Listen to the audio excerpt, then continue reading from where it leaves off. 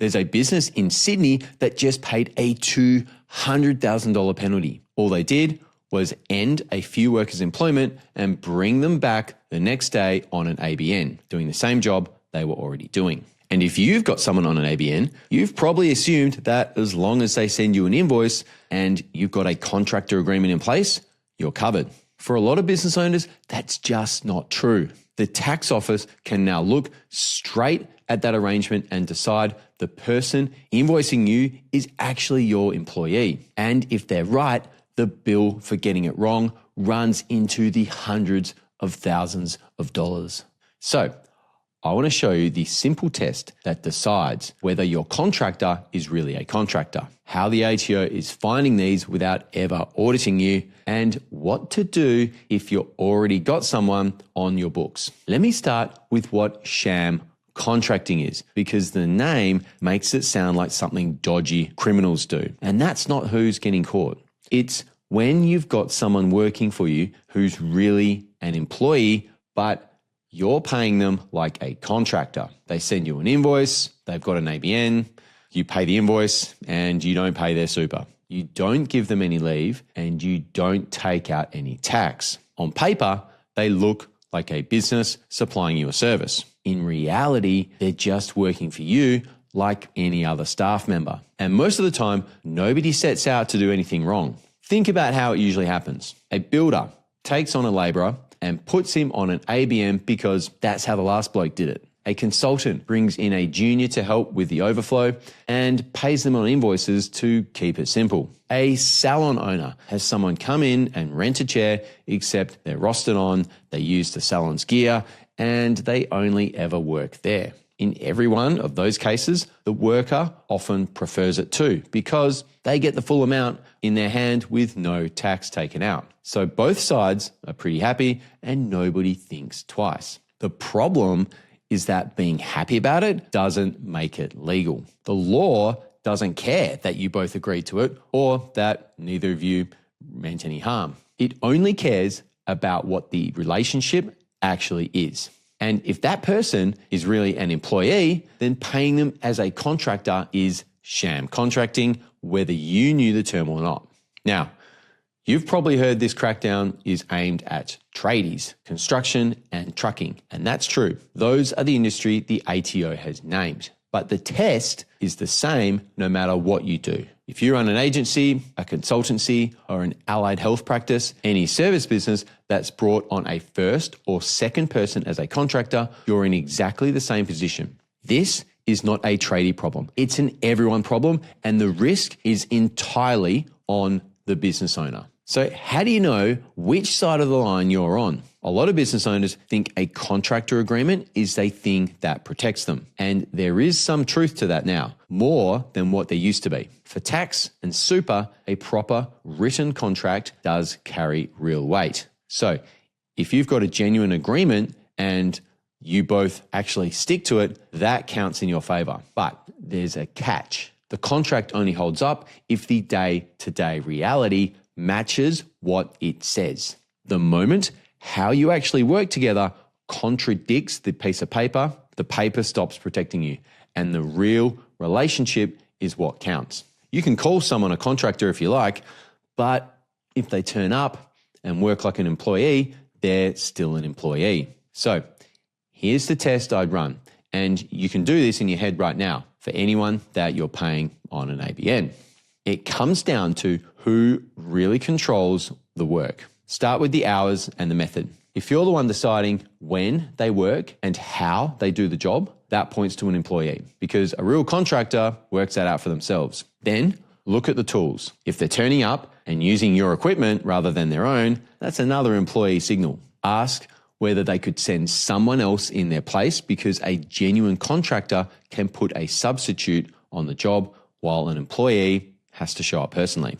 Look at whether they carry any commercial risk, meaning they own their mistakes, fix their own stuff-ups on their own time, and carrying their own insurance, where an employee just gets paid regardless of any of that. Check whether they work for other people or basically just you, because someone invoicing you and only you week in, week out is starting to look a lot like staff. And finally, are they paid for their time or for a result? Because being paid by the hour to keep showing up is an employee marker, while being paid to deliver a defined job is more like a contractor.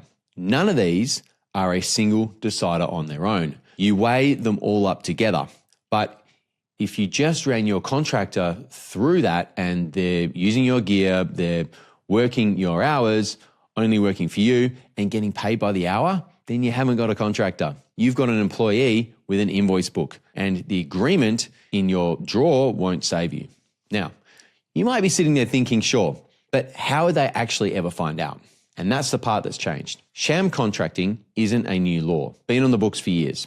What's new is that the tax office can now see it, and they can see it without ever auditing you. The main way is through something called TPAR, the Taxable Payments Annual Report. In a lot of industries, businesses already have to report every payment they make to their contractors. So in one recent year, the ATO has visibility over more than 500 billion paid to 1.4 million contractors. And they don't just file that away. They cross-match it against those contractors' tax returns, their ABNs, their super, and the payroll data coming out of your business. So if you've got someone invoicing you only with no other clients and they're not declaring that income properly, that mismatch lights up on its own without anyone coming to have a look. The second way is tip-offs, and there are more of these than people realize. The ATO gets close to 1,000 a week. They come from workers who feel like they've missed out, from staff who've left on bad terms, and from customers and from your competitors, the ones doing the right thing who are sick of being undercut by the ones who aren't. And the third is that this is now a joint operation.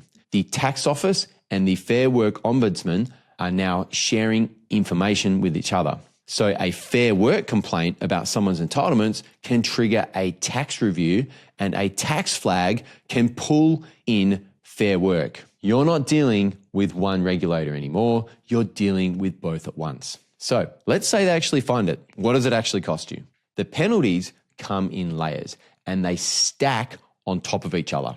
First, there's the Fair Work penalty. For a smaller business, that's up to $99,000. For a bigger one, it's the greater of $495,000 or 3 times whatever the worker was underpaid. Then, separately, the tax office comes for the super you never paid. And this is the sneaky part, because the super guaranteed charge is deliberately more expensive than just paying the super that you would have paid in the first place. It bundles up the super you owe, plus interest on it, plus an admin penalty, and unlike normal super, you can't even claim it as a tax deduction. On top of that, there's a further super penalty that can run up to 200% of that charge. There's a penalty for the tax you should have been withholding from their pay and sending it in. And then there's the back pay, the annual leave, the sick leave, the public holidays they should have had, plus your workers' comp exposure if they've ever been hurt on the job. Now, if you've been watching this, getting a bit worried, here's the good news, because the fix is a lot cheaper than the bill.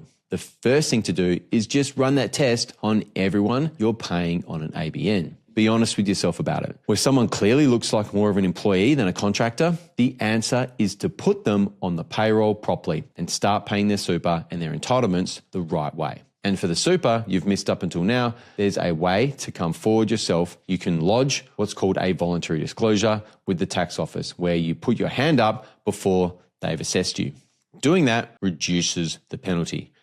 And if you move early enough, it can cut out a big chunk of it entirely. Self-reporting is treated very differently from being caught, because one is you fixing mistake and the other is them catching you out. And it costs you far less to be the one who came forward. There's also a timing reason to deal with this now. From the 1st of July this year, the rules changed so that super has to be paid every single payday instead of once a quarter.